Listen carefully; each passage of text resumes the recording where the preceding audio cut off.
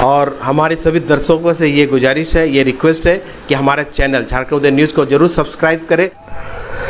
आप देख रहे हैं झारखंड उदय न्यूज़। आईसीसी कारखाना गेट के सामने पिछले 2 दिनों से बैठे एचसीएल बचाओ संगठन के बैनर तले ठेका मजदूर के लिए मंगलवार का दिन काफी सुखद रहा। झारखंड खतियानी भाषा संघर्ष समिति के नेता जयराम महतो अपने पूरे दलबल के साथ तामनगरी पहुंचे। फुलडुंगरी से ही उनके संगठन के कार्यकर्ताओं ने नारेबाजी की और जय झारखंड के साथ उनका स्वागत किया। आईसीसी कारखाना गेट पहुंचने के बाद आईसीसी बचाओ संगठन के प्रमुख फेबियन तिर्की के साथ ठेका मजदूरों ने गर्मजोशी के साथ जयराम महतो का स्वागत भी किया। इसके बाद शाम लगभग 4:30 बजे आईसीसी का जनरल ऑफिस गेट जाम कर दिया गया। हालांकि तब तक आधे से ज्यादा अधिकारी निकल चुके थे। आईसीसी के यूनिट हेड श्याम सुंदर सेंटी जहां जमशेदपुर गए हुए तो वहीं कोई भी वरिष्ठ अधिकारी मौजूद नहीं था। वहीं जयराम महतो ने लाउडस्पीकर के माध्यम से कंपनी प्रबंधन को बातचीत के लिए आमंत्रित किया। थोड़ी देर बाद आईसीसी कंपनी के सुरक्षा प्रमुख अश्विनी कुमार, सुमित एक्का, साकेत सिन्हा, रवि शंकर चौधरी बाहर निकले। इस बाबत प्रशासन को भी सूचना दी गई। सूचना मिलते ही एसडीपीओ कुलदीप टोप्पो व ओपी प्रभारी रोहित कुमार घटनास्थल पर पहुंचे और सभी से जाम हटाने की अपील की। थोड़ी देर के लिए कंपनी प्रबंधन के अधिकारियों व ठेका मजदूरों के बीच बकझक भी हुई, जिस पर जयराम महतो ने कहा कि आपको यह जानना चाहिए कि आप पिछले 2 दिनों से धरने पर बैठे हुए हैं और आज जब रिजल्ट मिलने की उम्मीद है आप अभद्र व्यवहार कर रहे हैं। लगभग शाम 7 बजे तक कंपनी प्रबंधन और जयराम महतो और टीम के बीच वार्ता नहीं हो पाई थी। 2 दिन पहले झारखंड मुक्ति मोर्चा के नेता काजल डॉन व जगदीश भगत की वार्ता के बाद कंपनी प्रबंधन ठेका मजदूरों को 13 दिनों के लिए काम के लिए राजी हुई थी, लेकिन इसके तुरंत बाद फेबियन तिर्की ठेका मजदूरों को लेकर धरना शुरू कर दिया था। अब उनकी मांगे 13 दिन से बढ़कर 26 दिन हो गई है। अब देखना यह है कि जयराम महतो का इस आंदोलन में कूदना क्या रंग लाता है। जो पहुंचे इन तमाम मजदूर साथियों को सबसे पहले मैं हुलजोहार कहूंगा। साथियों, आज हम लोग देख रहे हैं 23 साल का झारखंड में अगर हम लोग एक बच्चा को 23 साल हम लोग पढ़ाते हैं, उसको पालते हैं, पोसते हैं, तो कई सारे आईएएस आईपीएस अधिकारी बन जाते हैं। लेकिन इतना दुर्भाग्य की जगह में हम लोग बैठे हैं कि 23 साल में जब झारखंड अलग हुआ तब से अगर अभी कंपेयर करे तो झारखंड में सिर्फ और सिर्फ लूट का मच चला हुआ है या कोई तरक्की नहीं हुआ है। जिस जगह पर हम लोग बैठे हैं, एक समय चाहे एचसीएल हो, चाहे टाटा हो, चाहे यूरेनियम हो, अगर हम लोग बात करें, ये सारे जमीन आदिवासियों और मूलवासियों को जमीन है और इस जमीन पर सरकार देख करके कब्जा करते हैं और कब्जा करके पहले में तो प्रलोभन देते हैं कि मैं आपको नौकरी दूंगा, आपको 7 पीढ़ी तक नौकरी होगा अगर आप इस जगह को छोड़ देते हैं।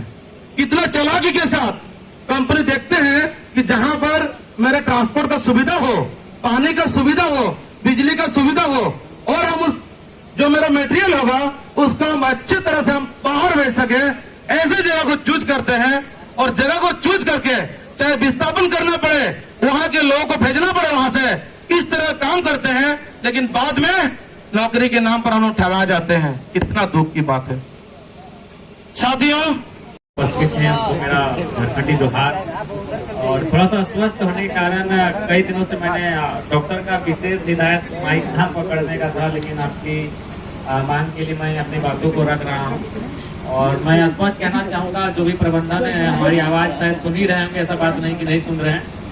मैं जब भी कोई कंपनी या फैक्ट्री में जाता हूँ तो भाषण देने के लिए नहीं, तालाबंदी के लिए जाता हूँ। इस बात को थोड़ा याद रखेगा।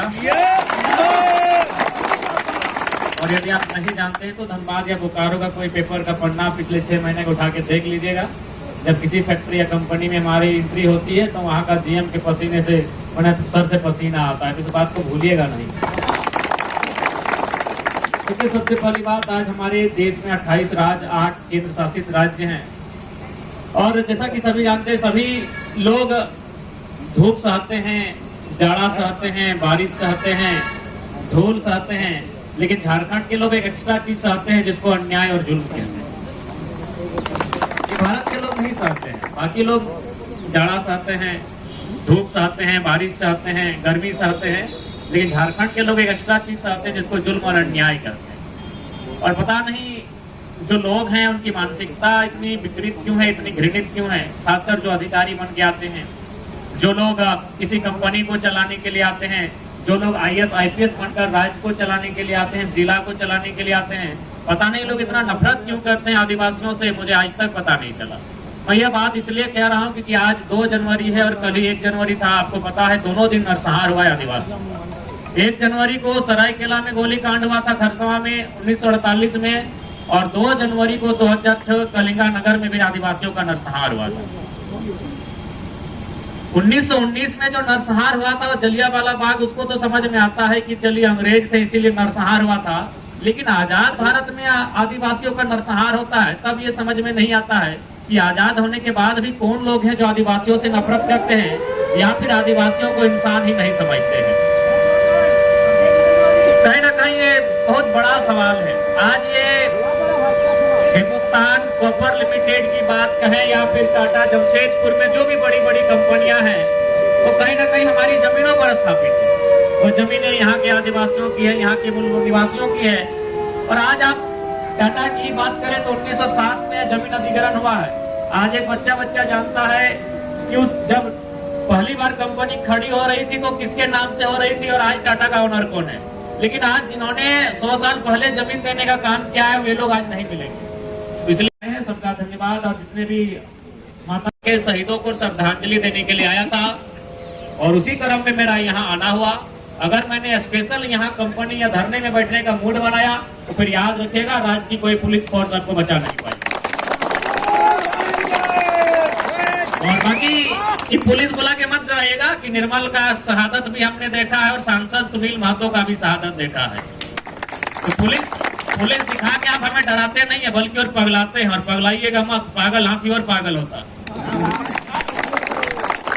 ठीक है, मौत को जब हम लोग 5वीं 6वीं क्लास में तबे सुनील महतो का शहादत का किस्सा पढ़े थे अखबार के पन्नों से।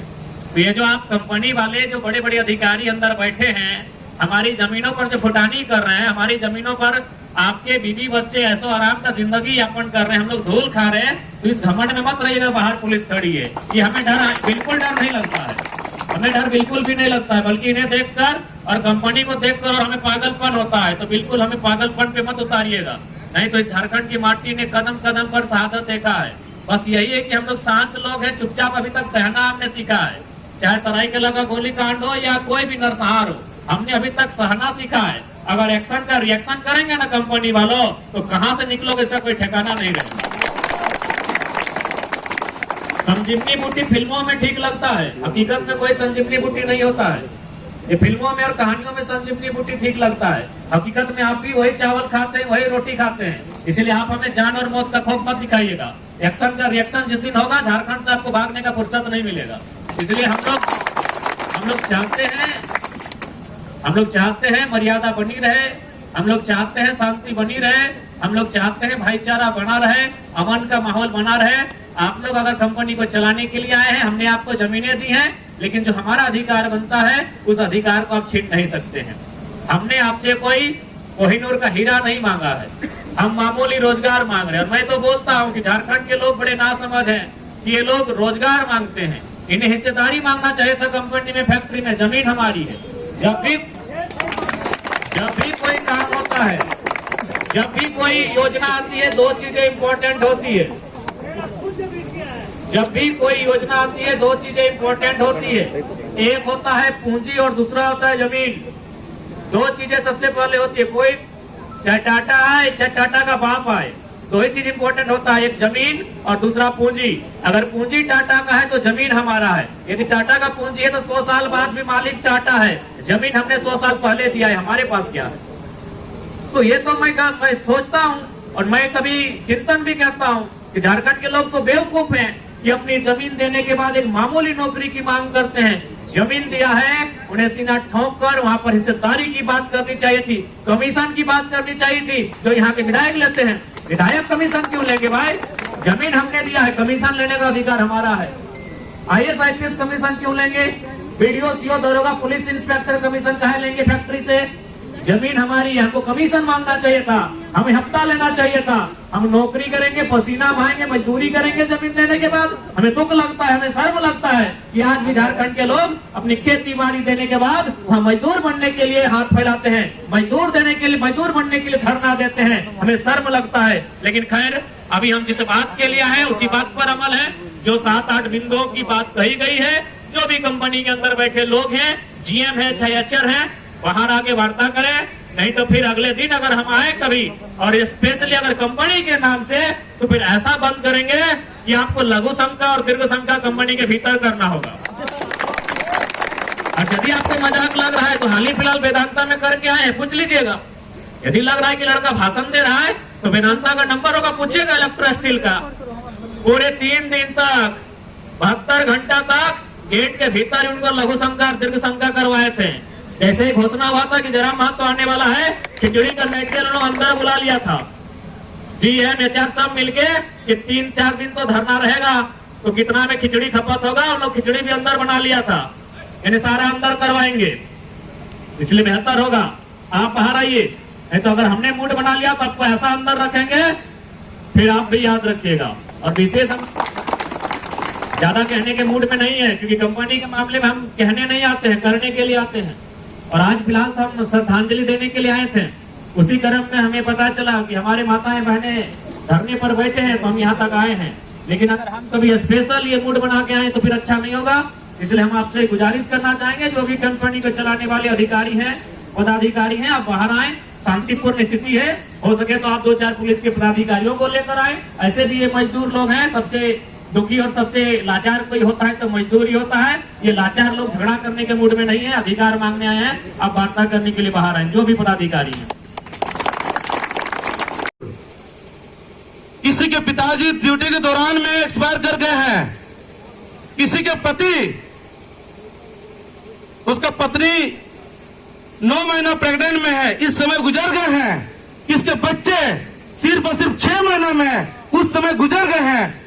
ऐसे लोगों के साथ धोखाधड़ी हो रहा है, जो इसका झारखंड के लोग और जेबीके इसका बर्दाश्त नहीं करेगा। मैं इसको लिख कर दे रहा हूं। यहां जो भी है मजदूर के साथ जो है जिस तरह से छल कपट हो रहा है, यहां पर सिर्फ और सिर्फ कंपनी ही नहीं बल्कि यहां के लोकल नेता और बाहर से कहां से GM, CM, CMD, HR, feature क्या क्या है, हमको उतना पोस्ट नहीं पता, लेकिन सिर्फ और सिर्फ लूट करने का काम किया है। आरटीआर के माध्यम से मालूम चलता है यहाँ पर सीएसआर फंड बोलता है कि जो माइनिंग जो क्षेत्र होता है, सीएसआर फंड के नाम पर उस क्षेत्रों को विकास करने के नाम पर, अगर एक मनुष्य का अगर जनरली हम लोग बात करें, क्या क्या होता है? रोटी, कपड़ा, मकान, स्वास्थ्य और शिक्षा। लेकिन ये 5 चीजों को छोड़ करके कंपनी सारा कुछ काम करती है। इसके अलावा यहाँ पर बड़ा बड़ा प्रोग्राम करता है, जहाँ पर बड़ा बड़ा खर्चा होता है, लाखों अरब रुपए खर्चा होता है। 3-3, 4-4 दिन का प्रोग्राम में सहयोग करते हैं। सीएसआर फंड में छोटा सा कमरा बना करके लाखों रुपया का आवंटन कर देते हैं। तो इस तरीके जो है कंपनी लोकल क्षेत्र के साथ, लोकल लोगों के साथ गद्दारी करते आई है। और इसमें जो लोकल के नेता होते हैं यहाँ पर, चाहे जो भी लोकल में जो नेता अपने आप को कहते हैं, पीछे का गेट से फुसुर फुसुर करके सीएमडीए और जीएम के साथ निकल जाते हैं, बाकी मजदूर धरना में बैठे ही रह जाते हैं। तो इस तरह का जो गंदा राजनीति है अभी कतई बर्दाश्त नहीं होगा। साथियों, ये 4 दिन ये नौबत नहीं आती अगर पहला दिन में जिस दिन वार्ता के लिए बोली गई थी एचआर ने, अगर उस दिन सारा कुछ हस्तक्षेप, सारा कुछ लिखावट, सारा कुछ हो जाता तो आज हमें इतना परेशान होने की जरूरत नहीं पड़ती। लेकिन ये लोग हमारे पावर को देखना चाहते हैं, हम लोगों का यूनिटी को देखना चाहते हैं। ठीक है, चलिए मान लेते हैं, आपको देखना चाहते हैं ना साहब, तो ये तो मेरा कुछ नहीं, ये मेरा 10 पैसा है। मैं बता दे रहा हूं, ये मेरा 10 पैसा है। जिस दिन मेरा हुजूम यहाँ पर आ जाएगा ना, आपका कंपनी यहाँ से उठ के कहां लेके चले जाएंगे आप भी इसका नहीं, आपको भी नहीं पता होगा। ये मेरा हुजूम आप देखना चाहते हैं, हुजूम अपने देखना चाहते हैं ना, रूमटा माइंस से आप तरफ फीडबैक ले लीजिएगा। 5 गेट को जाम करके मजबूरन उसको मुआवजा देना पड़ा, बकायदा लिखित के साथ नौकरी भी देना पड़ा। सीसीएल बीसीएल धनबाद का थोड़ा सा आप लोग देख लीजिए, अभी सोशल मीडिया का जमाना है। मैं जीएम साहब को बोलता हूँ कि थोड़ा उधर का देख लीजिए, धनबाद साइड का, उधर का हम लोग किस तरह का हालत करके रख दीजिए। जेबीके एसएस मात्र, सिर्फ जेबीके एसएस। आपको भी अगर इस तरह का हरकत चाहिए, मैं आपसे प्यार से मैं बोल रहा हूं कि अगर आप मजदूरों का समस्या को समझते हैं, मजदूरों का दुख दर्द को समझते हैं, तो आप बिना किसी लेट किए आप जितना जल्दी हो सके आपका क्या बर्ता करें, वरना ये मजदूर, इतना सारा छात्र, इतना सारा लोग यहाँ जो पहुंचे हैं, आगे का रणनीति क्या करेंगे वो हमें भी नहीं पता है। और मैं अटका नहीं पाऊंगा, मैं भी ये भी बोल रहा हूं, क्योंकि इतना दिन से बर्दाश्त करके आए हैं। कितने सारे मजदूर अपने वाइफ का जो ज्वेलर्स होते हैं, जो अपना वाइफ को विदाई के टाइम दिया था, सारे संपत्ति बेच दिए। कितने सारे मजदूर अपने बेटा को कॉन्वेंट जैसे स्कूल से छुड़ा करके भी सरकारी स्कूल पढ़ाना पड़ रहा, जहां पर एक भी शिक्षक नहीं है। कितने सारे मजदूर अपने घर का जो भी संपत्ति था, बाइक था या जो भी साइकिल था, सबको बेचना पड़ा है और उसी बेच करके अपना जीवन यापन कर रहे हैं। जीएम एचआर आप लोगों को शर्म होनी चाहिए। इस तरह का आप लोग इन लोगों को मानसिक प्रताड़ित भी कर रहे हैं, उसके साथ साथ अपने उसका घर को उजाड़ दिए, इसके बावजूद भी आप इसका समस्या को नहीं समझ रहे हैं।